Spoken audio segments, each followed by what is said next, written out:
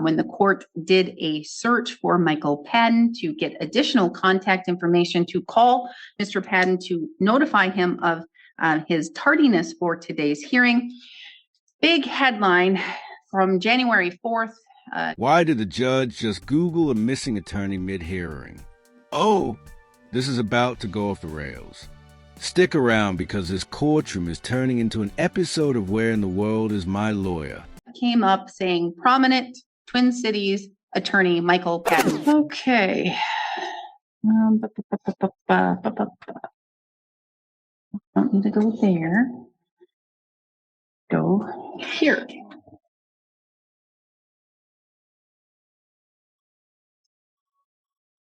One 651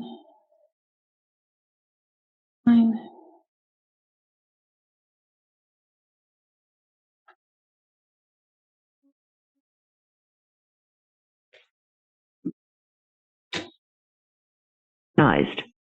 Please try again.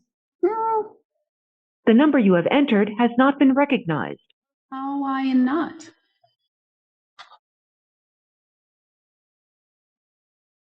Six, 5, 1, 7, 8, 9, 6, 5, 4, 5.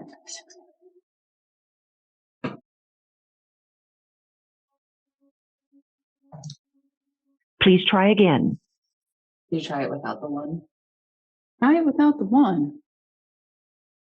I think I've always had to do 1, but we'll see.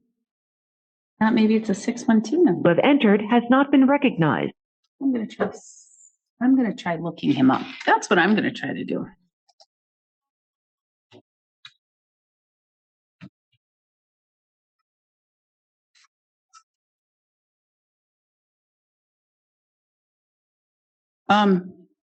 He's disbarred. Not yet.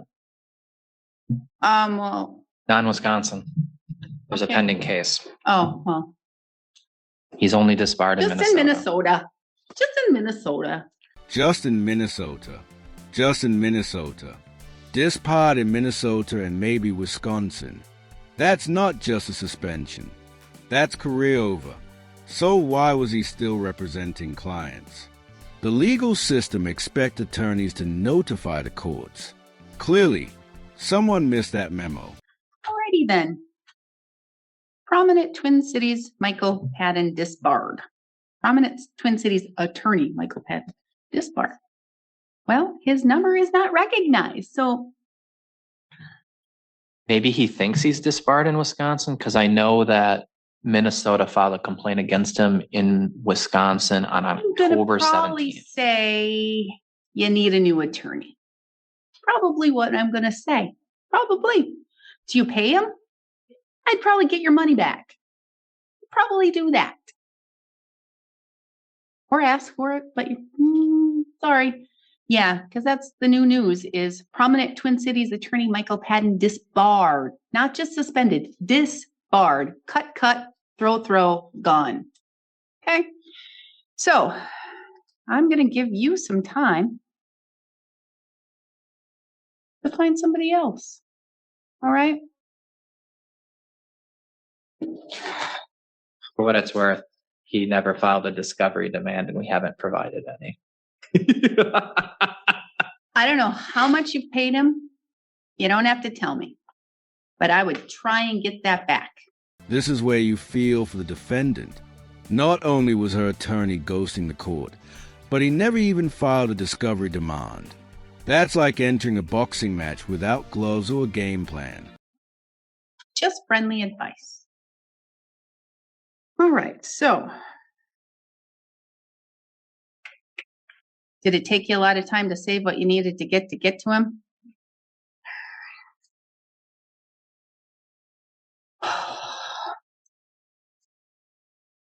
Oh, wait. Okay. Miss Kuchera.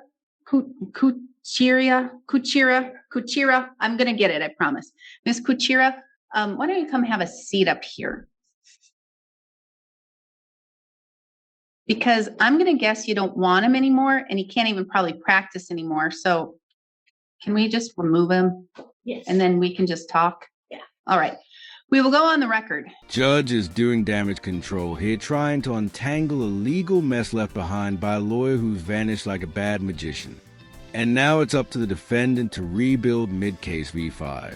In the matter 24 CM 213, State of Wisconsin versus Casey Kuchera.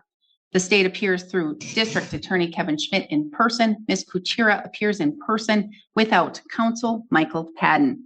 The court attempted to call Michael Padden's number 3 times. All times it came back that this number is no longer, doesn't exist. The court searched for Michael Padden's contact information. When the court did a search for Michael Padden to get additional contact information to call Mr. Padden to notify him of his tardiness for today's hearing, big headline from January 4th came up saying prominent Twin Cities attorney Michael Padden disbarred. So that just leaves me to believe that perhaps he's not able to represent Ms. Kuchera, and Ms. Kuchera has personally paid for his services. So Ms. Kuchera, you have a few things that you need to take care of. I'm going to guess that even hearing that news, even if by some chance, some grace of God, he may still have his license here in Wisconsin, hearing that he's disbarred in Minnesota probably gives you a little bit of angst. And I had just contacted him Monday to remind him that we had court, and he never mentioned it. Oh, well, kind of interesting. Did you contact him on the number I just contacted him at? I can give you the number. I would love it if you could, because I just called this number and it says it doesn't work. Yeah, 612-669-4542. Okay, well, that's not the number that I have. And that's not the number that came up. I don't know. And here's the thing. It's up to you and whatever you want to do. If you want him to continue as your attorney, that's your right. If you don't, that's your right too. Completely whatever you want to do. I called the case because you have $1,000 posted because you failed to come to court. So there's $1,000 posted. And what I was going to do was going to see if you wanted him to continue. If you didn't, I was going to remove him. And I was going to see if there was an offer, and I was going to see if there was any restitution. But I'm just going to ask if there is any restitution, because I don't have any disposition supplement. No, there's no restitution here. And so I'm not even sure where this case is going. I don't even know what's going to happen. Off the record, your attorney stated that there, and I'm noticing in my electronic file, no demand for discovery has been done yet. Yeah, I thought that was kind of odd myself. Therefore, it's kind of at a still, nothing's happening. So I don't know what you want to do. We can't talk about the case or where it's going or even an offer if you're keeping Mr. Padden as your counsel. He fails to appear. You said you talked to him on Monday, reminded him. You, the client, reminded the attorney. You, the client, reminded the attorney that there was a hearing. That usually goes the other way around. Like usually the attorney has the job of reminding the client, but good for you for being responsible and reminding your attorney who has failed to appear. All right. And again, it's not the court's job to even contact him to appear. He should be appearing, especially when the court gave him permission to appear by video, and he's not appearing by any means. I have Zoom up and there is no appearance. Okay. Let's break this down. The defendant reminded her attorney of the court date, not the other way around. That reversal alone says everything about how upside down this situation is. Client responsible attorney MIA. So I'm not going to put you on the spot. I'd like to know if there's an offer, but I'm just going to kind of do a quick little turnaround to give you time to think about what you want to do. Maybe talk to attorney or ex-attorney Padden and figure it out. Mr. Schmidt. Offer would be a ticket for $346,675 sub 1. That's owner's liability for failure to stop after accident, which is according to the bail schedule book, $767.50. $767.50. And what was the statute? 346.675 sub 1. the owner liability version of it is a ticket, not a crime. All right. So you can think about it even more. And again, I don't even know what's going through your head right now. Okay. I don't know what's going through your head. You probably have a lot. But- Honestly, I'm okay with just going ahead and proceeding without Mr. Patton.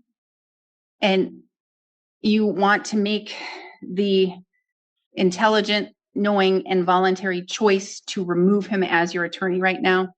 All right. So therefore, the court will strike him and will withdraw him from the record as your counsel. And so you can understand, and now I'm going to see if you understand the offer that's been presented. All right. You have been charged with the crime, hit and run, as a misdemeanor. This hit and run misdemeanor crime has a maximum possible penalty of up to $1,000 fine and up to 6 months of jail. Okay. Mr. Schmidt has made an offer to you to amend it to a ticket.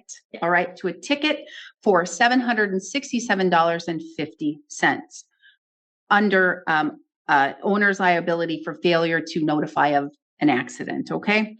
You have $1,000 posted. That would cover a ticket if that's what you wish to do. I can give you time to think about this and have you come back in the next week or so. We can take care of it here today. Whatever you want to do. I don't want to put you on the spot. This is a lot for you to think about.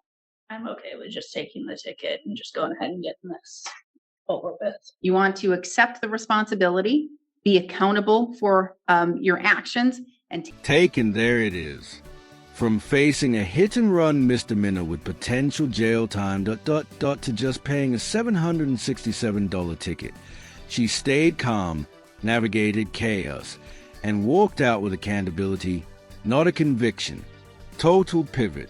a ticket for the fine. Yes. All right. Mr. Schmidt, formal motion to amend under the owner's liability for failure to notify of an accident. So made. Court will grant that. How do you wish to plead? Either no contest or guilty. Doesn't matter. I'm okay with either. No contest. Court will enter a no contest on your behalf here today. I will assess $767.50.